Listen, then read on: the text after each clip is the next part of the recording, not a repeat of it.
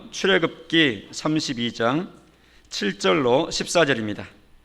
여호와께서 모세에게 이르시되 너는 내려가라. 내가 애굽 땅에서 인도하여 낸 네 백성이 부패하였도다. 그들이 내게 그들에게 명령한 길을 속히 떠나 자기를 위하여 송아지를 보아 만들고 그것을 예배하며 그것에게 제물을 드리며 말하기를 이스라엘아 이는 너희를 애굽 땅에서 인도하여 낸 너희 신이라 하였도다. 여호와께서 또 모세에게 이르시되 내가 이 백성을 보니 목이 뻣뻣한 백성이로다. 그런즉 내가 하는 대로 두라. 내가 그들에게 진노하여 그들을 진멸하고 너를 큰 나라가 되게 하리라. 모세가 그의 하나님 여호와께 구하여 이르되 여호와여 어찌하여 그 큰 권능과 강한 손으로 애굽 땅에서 인도하여 내신 주의 백성에게 진노하시나이까? 어찌하여 애굽 사람들이 이르기를 여호와가 자기의 백성을 산에서 죽이고 지면에서 진멸하려는 악한 우도로 인도해 내었다고 말하게 하시려 하나이까? 주의 맹렬한 노를 그치시고 뜻을 돌이키사 주의 백성에게 이 화를 내리지 마옵소서. 주의 종 아브라함과 이삭과 이스라엘을 기억하소서. 주께서 그들을 위하여 주를 가리켜 맹세하여 이르시기를 내가 너희의 자손을 하늘의 별처럼 많게 하고 내가 허락한 이 온 땅을 너희의 자손에게 주어 영원한 기업이 되게 하리라 하셨나이다. 여호와께서 들을 뜻을 돌이키사 말씀하신 화를 그 백성에게 내리지 아니하시니라. 아멘. 우리 기도드렸던 내용 다시 한번 해봅시다. 예수님이 그리스도이십니다. 예수 그리스도. 오늘 본문은 지금 모세가 지금 시내산 정상에 있고 백성들은 시내산 안에서 모세를 기다리다가 인내가 바닥이 나고 우리를 인도할 하나님을 만들자, 신을 만들자. 아론을 졸라가지고 금 송아지를 만들어서 놓고 우리를 인도하는 신이다 이렇게 뛰놀며 제사하고 하는 이런 이 행동이 지금 벌어지고 있었습니다. 그래서 오늘 본문 7절 모세에게 말씀하시죠. 너는 내려가라. 시내산에서 내려가라는 것입니다. 백성들이 그렇게 부패했다. 내려가라. 그래서 하나님이 모세에게 하시는 말씀이 8절, 9절, 10절까지 쭉 보면 내가 그들을 진멸하겠다. 분노를 표출하시는 하나님이십니다. 우상숭배 죄에 빠진 이스라엘에 대한 하나님의 분노 표출의 내용이 10절까지입니다. 이에 대해서 모세가 11절로 13절까지 그 세 계절에서 일종의 중재 기도를 하죠. 이걸 일컬어서 중보 기도라 그래요. 모세는 예수님의 모형과 같은 존재죠. 그래서 백성과 그다음에 하나님 사이에서 모세가 있어가지고 이 중보기도를 하는 것이죠. 이 중보기도는 바로 예수님의 예표입니다. 그래서 모세가 이 하나님의 진노를 막아서기 위해서 호소하는 것이죠. 그렇게 하지 마시라고, 말아주시라고. 조금 더 이렇게 유의해서 살펴보면 모세가 간구하는 그 중재하는 기도, 하나님을 만류하는 그 기도의 내용을 보면 세 가지 근거를 들어가면서 하나님, 그러니까 그렇게 하시면 안 됩니다 라고 이렇게 말씀을 아뢰는 내용으로 되어 있어요. 11절을 보세요. 11절의 말씀은 간구하는 내용은 하나님의 백성 아닙니까? 하는 뜻이죠. 큰 권능과 강한 손으로 애굽 땅에서 인도하여 내신 주의 백성에게 진노하시나이까? 하나님이 인도하신 주님의 백성 아닙니까? 하나님의 권능으로 이끌어내신 하나님 당신 자신의 백성들 아닙니까? 하나님 자신의 백성에게 화를 내시면 안 되지요. 이렇게 지금 간구하는 겁니다. 그런가 하면 12절에는 애굽 사람들을 생각하면서 간구합니다. 어찌 애굽 사람들이 이 소식을 듣게 되면 하나님 욕하고 하나님 비웃고 할 텐데 그런 말이 돌게 그렇게 하시면 안 되죠. 이렇게 하는 겁니다. 애굽 사람들이 뭐라고 조롱할 것인데요. 하나님이 자기 백성을 산에서 시내산에서 죽이고 땅에서 다 진멸하려는 그런 악한 의도, 악한 뜻을 가지고 우리 애굽에서 이거 이끌어냈구나. 이렇게 하면서 하나님을 아주 악한 신으로 그렇게 그 사람들이 조롱할 것입니다. 그러니까 백성들이 그렇게 부패하고 타락하고 하나님 앞에 진노받아 마땅하지만 그럼에도 불구하고 하나님의 이름을 보아서라도 그리 하지 마시옵소서 이렇게 지금 간구하는 겁니다. 그런가 하면 13절에 또 한 가지 나오죠. 세 번째 거. 이것은 더 무게 있는 근본으로 돌아가서 하는 간구인데 그것은 언약에 근거한 기도입니다. 주의 종 아브라함을 기억하소서. 주의 종 이삭을 기억하소서. 주의 종 이스라엘을 기억하소서. 이스라엘이 누굽니까? 야곱입니다. 야곱을 이스라엘로 이름을 개명해 주셨잖아요. 그러니까 아브라함과 이삭과 야곱 3대에 걸쳐서 각각 하나님께서 그들에게 이렇게 너희의 후손이 하늘의 별처럼 그리고 이 지면을 너희 후손들에게 차지하겠다 하고 하나님의 이름을 걸고 약속하셨거든요. 이것을 모세가 잘 기억하고 있는 것이죠.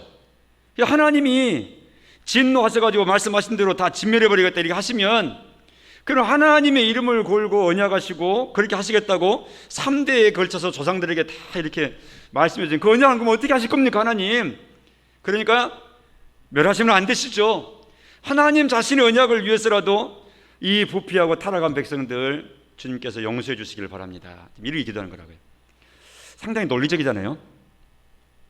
그죠? 부모하고 자식 간에 이렇게 대화를 하려고 치면 자녀가 부모를 이렇게 설득하는 경우도 있죠. 이거 엄마 아빠 이렇고 이렇습니다. 이렇습니다. 이렇게 다 이유가 그렇게 타당한 이유가 있고 이해가 될 만한 공감할 만한 내용이 있으면은 화가 났다가도 또 그러지 뭐 이렇게 할 수 있죠. 사람끼리도.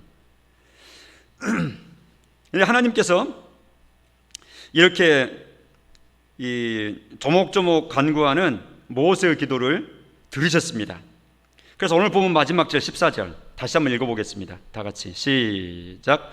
여호와께서 뜻을 돌이키사 말씀하신 화를 그 백성에게 내리지 아니하시니라. 아멘. 어떤 사람은 그 두 가지를 섞어서 오해하는 경우가 있어요. 하나님의 행동하심에 대해서 또 본성에 대해서. 하나님은 배울 때 불변하신 하나님이다 그랬는데 하나님은 불변하시다 그랬는데 어떻게 이렇게 그렇게 하시겠다 했다가 또 기도한다고 해서 또 이렇게 금방 그래 알았어 그러면 하고 철회시키시고 그럼 불변 안 하시네? 이렇게 오해하는 사람들이 있어요. 하나님은 불변하시다 하는 것은 모든 부분에서 다 적용되는 말씀이 아닙니다. 하나님이 불변하시다는 것은 하나님이 가지고 계신 그 경륜이 있어요. 구원의 경륜에 있어서 그러하시다 그 말입니다.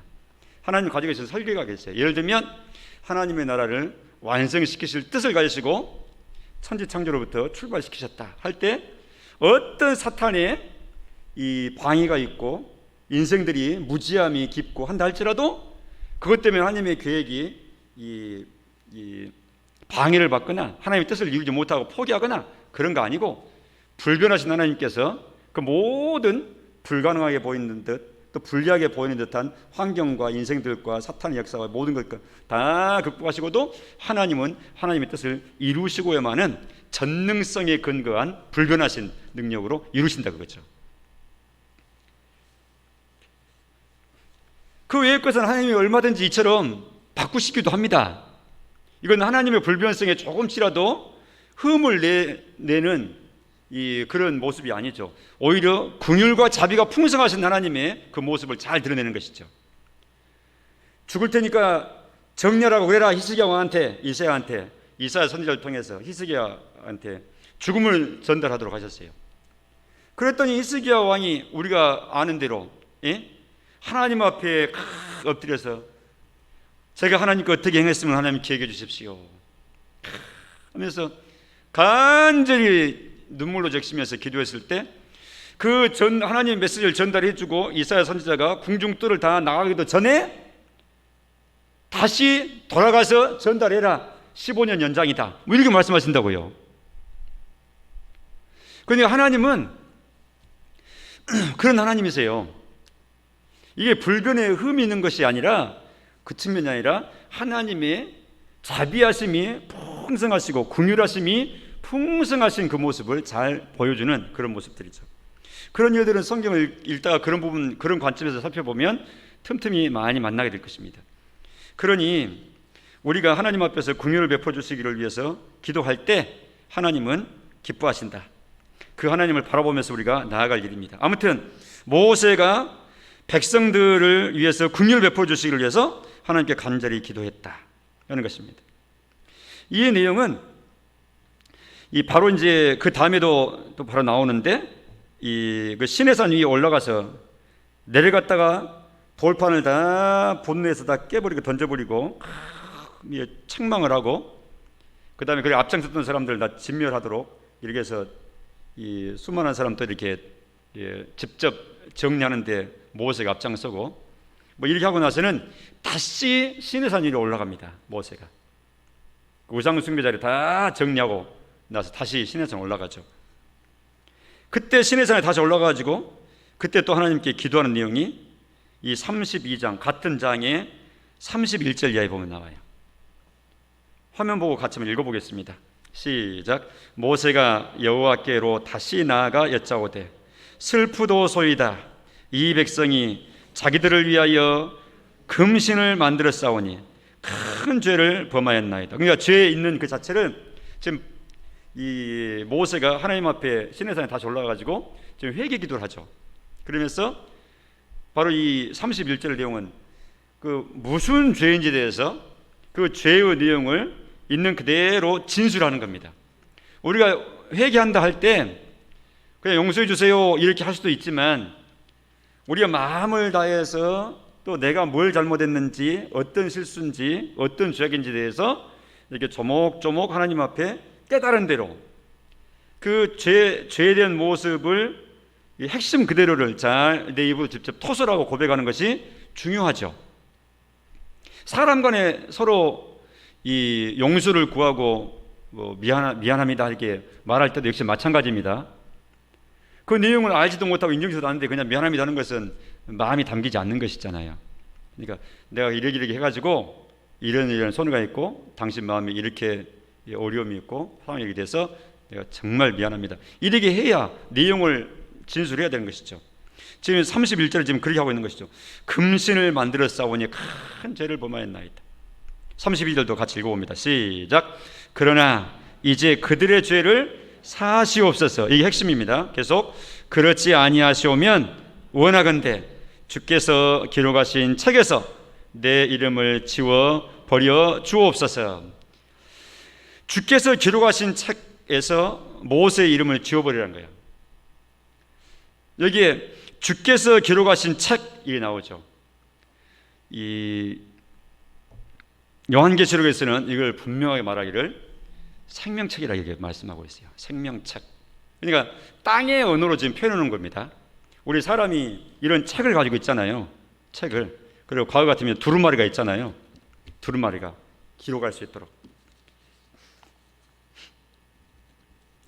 그처럼 하나님께서 거기다가 모세라고 기록했더니 모세. 빌립보서에도 보면은 생명책이라는 말이 언급되어 있죠. 바울 서신에. 복음 사역을 위해서 많이 수고한 일꾼들을 언급하면서 저들의 이름이 생명책에 있느니라 귀하게 여겨라 이런 말씀을 한다고요. 생명책이라고 말씀하고 있어요. 여기 지금 생명책이라는 단어는 없지만 주께서 기록하신 책, 이것이 바로 그것이죠. 그래서 지금 모세가 얼마만큼 결연한 자세로 또 간절한 마음을 가지고 지금 이 회개 기도를 대신해서 하는지에 대해서 우리가 이것을 보면 알 수가 있어요. 자기 생명을 걸고 하나님께 지금 기도하는 그 무게감을 우리가 느낄 수 있죠. 그들의 죄를 사하시옵소서 하면서 자기의 생명, 자기 이름을 걸면서 하나님 꼭 그러니까 해주셔야 됩니다라는 그런 간절함이 있죠. 이처럼 모세의 간절한 중보 기도입니다. 대신 기도입니다. 일종의. 이것이 바로 하나님의 불같은 진노를 그치게 했습니다. 그 결과로 우리가 읽었던 14절에 있는 것처럼 이스라엘 백성을 진멸당할 위기로부터 극적으로 건져낼 수 있게 되었다. 하나님의 사죄를 받게 되었다 하는 겁니다. 오늘 우리가 보고 있는 이 모세의 이런 기도, 위에서 하는 중보적인 기도는 오늘날 가장 근본적으로는 구속사적으로 보면 예수 그리스도의 구속사역, 중보사역을 그대로 잘 보여주는 예표입니다. 그러니까 구약의 이 모세의 역할이 바로 예수님의 역할을 그림자적으로 보여주는 거라고 말이죠. 예수님이 그 역할을 하시는 분입니다. 예수께서는 자신을 십자가 위에서 희생시켜 가시면서 멸망받아 마땅한 죄인 된 우리들을 하나님의 심판과 진노에서 벗어나도록 하나님이 대신 짊어지시고 예수님이 대신 짊어지시고 하나님 앞에 저들은 용서해 주세요 이렇게 한 거라고요. 그래서 로마서 3장 24절에 우리가 익숙하게 늘 읽는데 나오대 선언에도 나와 있죠. 두 번째 것, 우리가 의인인 근거 9절. 그리스도 예수 안에 있는 속량으로 말미암아 하나님의 은혜로 값없이 의롭다 하심을 얻은 자 되었다. 이 예수를 하나님이 믿음으로 말미암는 화목제물로 세워주셨다. 그러니까 예수님을 통해서 우리가 죄 용서를 받고, 거기 보면 25절 끝부분에 그런 표현이 나오죠. 이 전에 지은 죄를 간과하심으로 자기의 의로우심을 나타내려 하심이라 그랬습니다. 그러니까 예수님을 보시고 우리는 주목해서 보지 않으신 거예요. 예수님께 다 보시고 계산 끝내시고 우리는 예수님 덕에 그냥 묻혀 지나가도록, 간과한다는 말이 그냥 본체 만체 봤지만 계산하지 않고 그냥 본체 만체 무시하고 지나친 것을 간과한다 이렇게 말하는 거예요. 봤지만 계산하지 않는 거예요. 왜요? 이미 계산했기 때문에. 어떻게? 예수님께로부터 계산했기 때문에 네 계산 예수한테서 받았어요 하고 그냥 간과하시고 통과 이렇게 하세요. 의롭다고 죄 있는데 죄값 묻지 않으시고 그냥 예수님 덕분에 지나가게 하시는 거예요. 이게 간과하는 겁니다.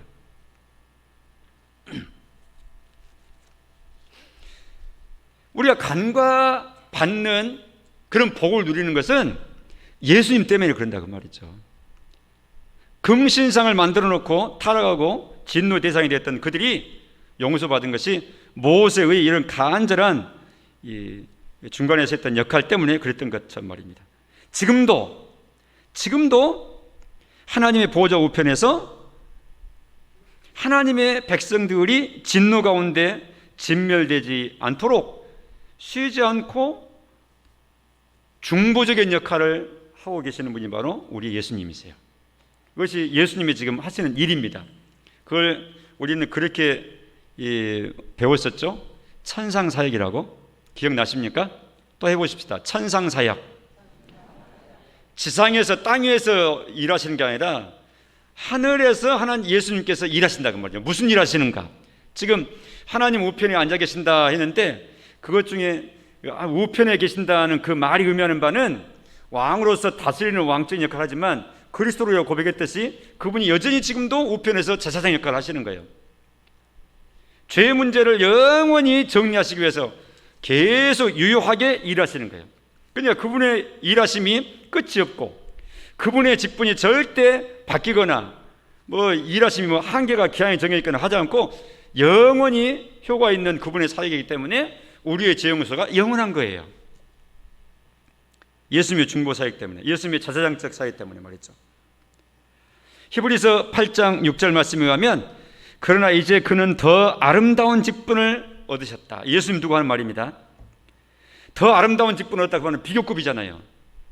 그러니까 누구보다 더 아름다운 직분이 이 말을 하는 건데 지금 이 6절부터 끊어서 읽기 때문에 앞에 설명이 조금 필요한데 앞에는 아론의 후손들, 구약의 사람 제사장들을 좀 쭉 언급하다가 예수님은 그들보다 훨씬 더 비교할 수 없이 아름답고 완벽한 그런 직분을 얻으신 분이다.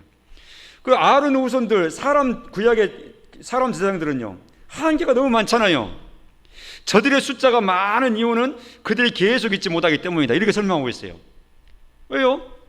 30살에 제사장 임명돼가지고 50살 되면 끝나야 되는데 20년 역할하고 더 이상 못하고, 나이 들면 또 더 이상 못하고, 은퇴하고 또 은퇴하고 계속 갈리니까, 계속 제사장으로 영원히 있지 못하니까 많은 숫자가 또 제사장 받아야 되고 또 제사장 임명돼야 되고 이래 한다 그 말입니다. 그러나 예수님은 그렇지 않다.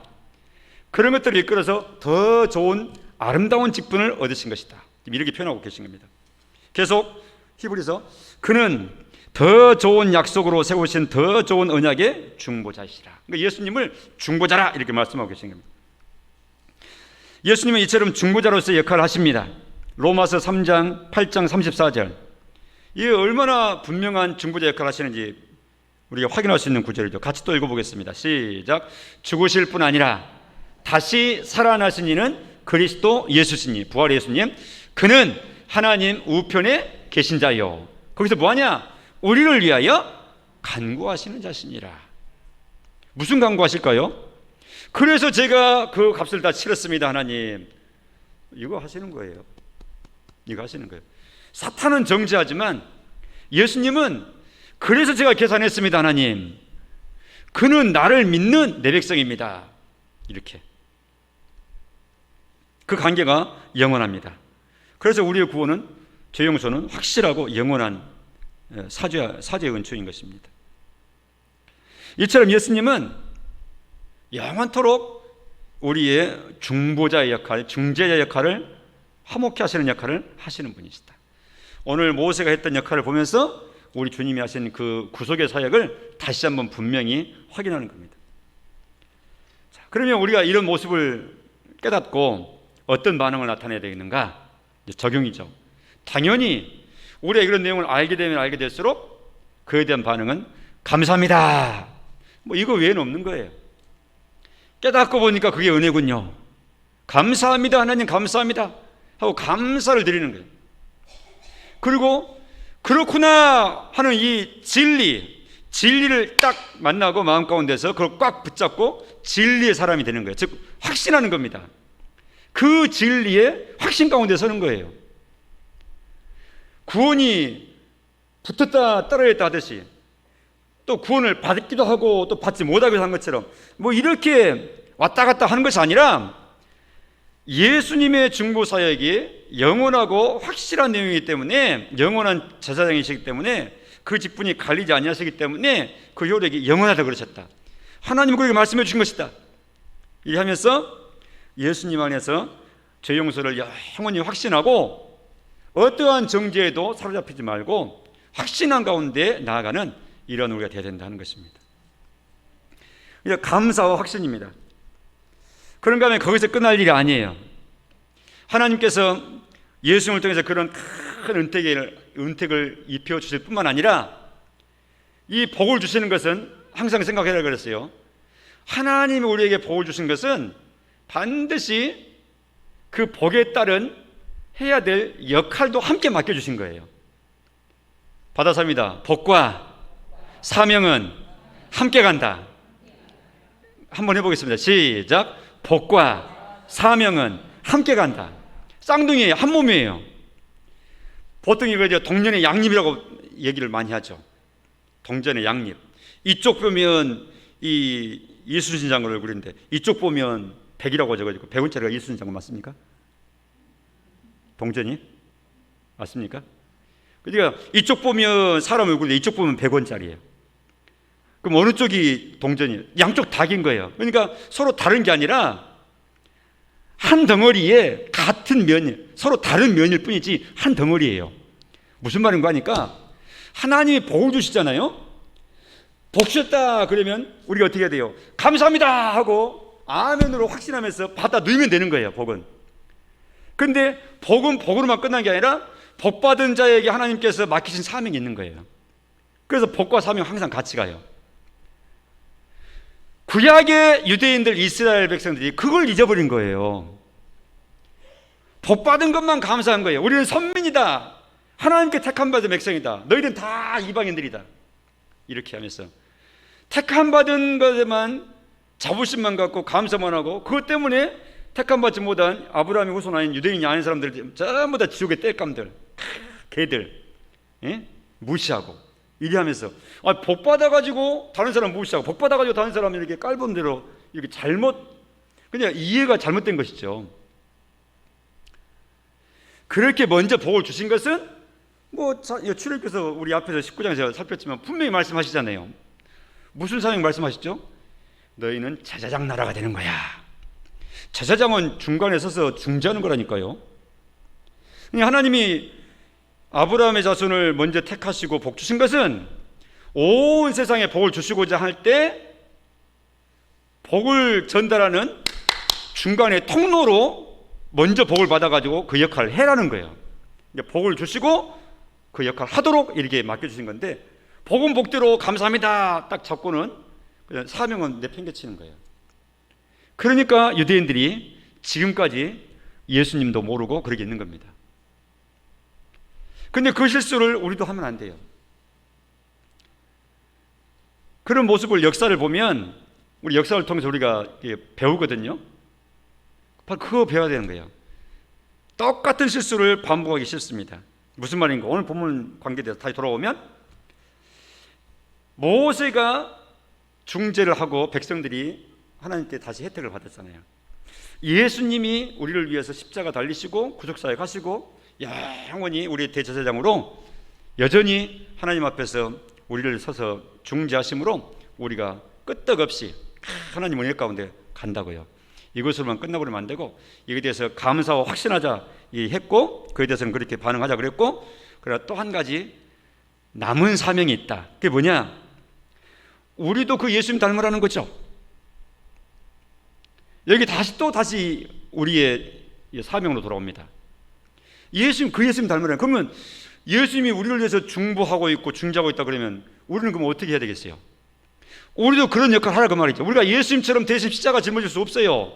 그렇게 예수님처럼 똑같이 할 수는 없어요. 그것은 예수님만 유일하게 하시는 거예요. 그런데 예수님이 하시는 그 역할을 우리도 뒤따라가서 본따라서 하는 거예요.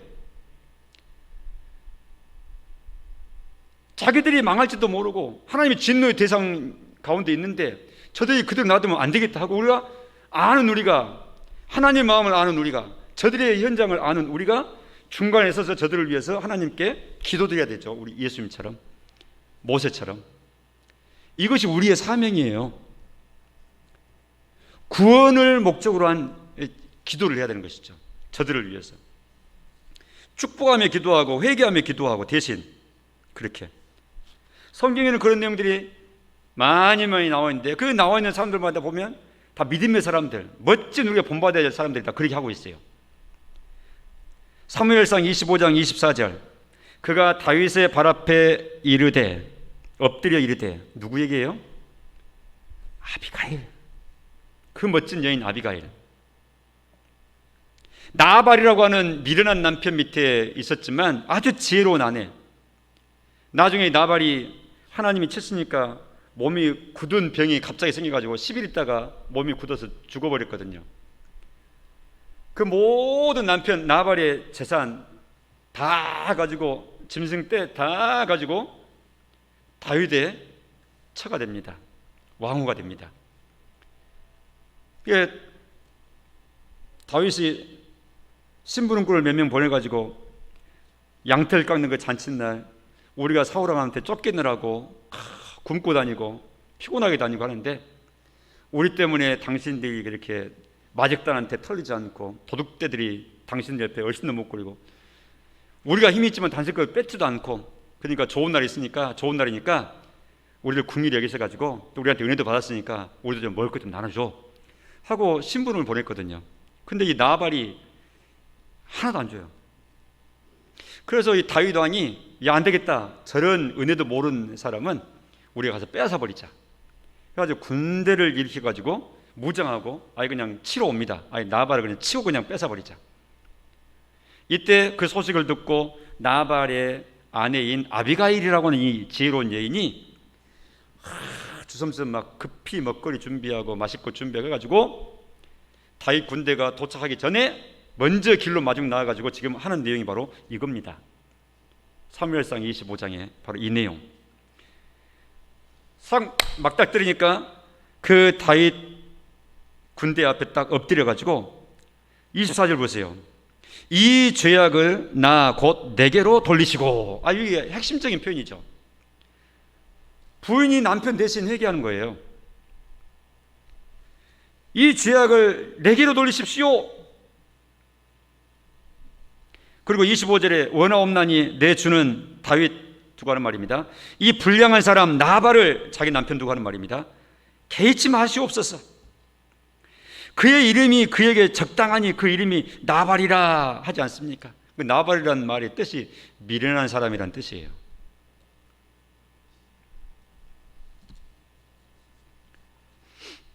그래서 아비가일이 대신 와서 이렇게 호소하고 다윗의 진노를 막음으로 진물이 임하지 않았죠. 그 집에. 이 아비가일이 했던 멋진 모습입니다. 창세기 18장 32절에 아브라함이 하나님 앞에 엎드려서, 천사들 앞에 엎드려서 그 성에 50명이 있으면은 그 의인 50인 때문에 50인도 같이 멸하실랍니까? 소돔성을 이렇게 막았었잖아요. 6번씩이나 매달립니다. 다운시켜가지고 우리가 알잖아요. 몇 명까지 다운시켜요? 10명까지. 마지막으로 한 번 더 하렵니다. 창세기 18장 거기 32절에 내가 이번만 더 아리리이다. 거기에 의인 10명을 만약 찾으신다 그러면 하나님 그거 무시하실랍니까? 그랬더니 하나님이 10명 있으면 내가 멸하지 않겠다. 이렇게 끈질기게 하나님 앞에 매달렸다고요. 하나님께서 의인 10명이 없어가지고 소돔과 고모라 성을 유황불로 심판하셨습니다. 그런데 놀라운 사실, 바로 그 다음 장 19장 29절을 보면 같이 읽겠습니다. 시작. 하나님이 그 지역의 성을 멸하실 때, 곧 롯이 거주하는 성을 엎으실 때에 하나님이 아브라함을 생각하사, 여기 밑줄 그어야 돼요. 그 부분 다시 시작. 하나님이 아브라함을 생각하사 롯을 그 엎으시는 중에서 어쨌다고요? 10명의 의인이 없어서 멸망한 성이 소돔성인데, 그러나 롯은 하나님께서 억지로 끌어내신 거예요. 함께 멸망하지 않도록. 근데 여기에 멋지게 설명해주고 있죠. 아브라함을 생각하사 롯을 멸망의 자리에 엎으신 중에서 내보내셨다. 롯이 얼마나 미적거렸습니까? 억지로 끌어내신 겁니다. 이런 하나님이십니다. 조카를 위해서 이 삼촌 아브라함이 했던 역할이 바로 그런 것이죠. 우리의 혈육을 위해서 우리가 기도해야 됩니다. 저는 그 부분에 있어서 늘 그런 표현을 했습니다. 우리 마음을 불편하게 유지를 해야 된다고. 옳지 않는 일에 적응해서 편안하게 있으면 안 된다고. 아니, 저 형제가 믿질 않는데, 믿지 않고 저를 계속 멸망의 자리에 하나님 모르는 백성으로 있는데 그냥 나도 편안하게 늘 믿을 때 되면 믿겠지, 이러고만 있으면 안 되죠. 그런 측면에 적응하지 말자 그랬습니다. 그 불편한 마음을 계속 마음 가운데 간직하고 있어야 돼요. 생생하게 늘 불편해야 돼요. 그래야 마음이 간절해지죠. 누가복음 23장 34절에 예수께서 이르시되 아버지 저들을 사하여 주옵소서 자기들이 하는 것을 알지 못함이니이다. 우리 주님이 십자가에서 원수들을 위해서 기도하셨잖아요. 바로 그런 모습인 겁니다. 사도행전 7장 60절에도 스데반 집사도 예루살렘 길거리에서 돌에 맞아 순교하면서도 무릎을 꿇고 크게 부르짖어 기도했다고 그랬습니다. 주여 이 죄를 그들에게 돌리지 마옵소서 하면서 순교한 거예요. 다니엘서 9장에 보면 다니엘이 포로지에서 있는 때인데 자기들은 포로로 잡혀왔지만 나중에 그때 소년 때 끌려왔는데 나중에 나이 들어서 보니까 예레미야 선지자의 써놓은 글을 보니까 70년 동안 포로 생활하고 다시 돌아올 기회가 있다, 이렇게 말씀. 그때로부터 자기가 잡혀온 시간 다 계산해 보니 70년이 다 된 거예요. 시간 다 됐네. 그러니까 기도해야지 하고 금식하면서 기도합니다. 그것이 바로 다니엘서 9장이 바로 다니엘의 깨닫고 하는 금식 기도장인데, 거기 보면 민족을 위해서 조상들이 범했던 죄에 대해서 낱낱이 고백하고 그 결과로 우리가 이렇게 포로가 됐습니다. 나라가 망했습니다. 불이 탔습니다. 탈취당했습니다. 대적들한테 이렇게 먹이가 됐습니다. 다 우리 조상들의 잘못입니다. 용서해 주세요. 용서해 주세요. 그리고 말씀하신 대로 때가 됐습니다. 돌이켜 주세요. 이리 하면서 하나님의 뜻을 발견하고는 집중적으로 금식하며 기도합니다. 민족을 위해서 회개 기도하면서 회복을 기도하는 것이죠. 바로 이런 내용들이 지금까지 쭉 아비갈로부터 이 다니엘까지 이 짧게 이게 몇 사람을 들었는데, 믿음의 사람들은 이처럼 기도한다. 자기 자신을 위해서 한 기도는 당연한 거지만 그 정도로 기도하는 것이 아니라 당연히 저들을 위해서 기도한다. 원수들을 위해서 기도한다. 진노의 자리에 있는 형제를 위해서 기도한다. 혈육을 위해서 기도한다. 나라와 민족을 위해서 기도한다. 그러니까 사람이 기도한 만큼 또 마음을 쓴 만큼 그 사람의 그릇입니다. 그것이 그릇의 크기입니다. 항상 내 자녀만 위해서 기도하면 다 이제 됐어 만족해 하면은 그 그릇으로 평생 사는 거예요. 한평지역 전체를 다 늘 생각을 한다. 활동도 한평지역 전체를 상대로 해서 한다. 그러면 그릇이 그만큼 된 거예요.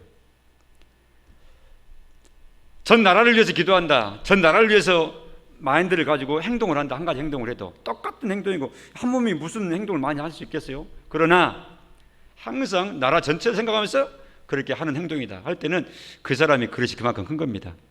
그런데 우리는 그 정도가 아니죠. 하나님 앞에서 우주의 주인답게 하나님이 세우신 제사장답게 아예 전체를 끌어안고 주의 뜻이 이루어지이다. 하나님 나라가 이루어지기를 위해서 기도하고 이리 하면서 나아가는 우리의 지경을, 인식의 지경, 우리 생각이 닿는 지경, 힘을 쓰는 그 범위가 더 넓어지도록 지경의 한계를 더 멀리 밀어내면서 이렇게 우리가 나아가야 될, 성장해야 될 사람들이다. 하나님이 그렇게 기대하고 계십니다. 우리는 그 방향으로 나아가야 됩니다. 자, 이제 말씀을 다 설명하고 전했습니다. 모세의 중보기도를 통해서 하나님의 이 진노를 멈추게 했습니다. 예수님이 그 일을 하셔가지고 우리가 살아나고 구원 백성 되었습니다. 감사하고 확신하자 그랬습니다. 뿐만 아니라 복 주신 것은 우리가 해야 될 역할을 함께 하나님께서 붙여주신 사명자로서 살게 하시기 이함이 동시에 있다 그랬으니까 노하기를 더디하신 하나님 앞에 우리도 은혜를 구하는 기도를 늘 하도록 이렇게 우리가 나아가야 될 것입니다. 하나님 아버지 감사합니다. 모세의 모습을 읽었습니다. 그 가운데 우리 주님이 하신 일을 또 새겼습니다. 우리가 확신하며 감사할 뿐만 아니라 우리에게 주신 역할도 잘 기억하면서 힘을 내서 마음을 써서 맡겨주신 사명 감당하면서 나아갈 수 있도록 도와주옵소서. 예수님 이름으로 기도합니다. 아멘.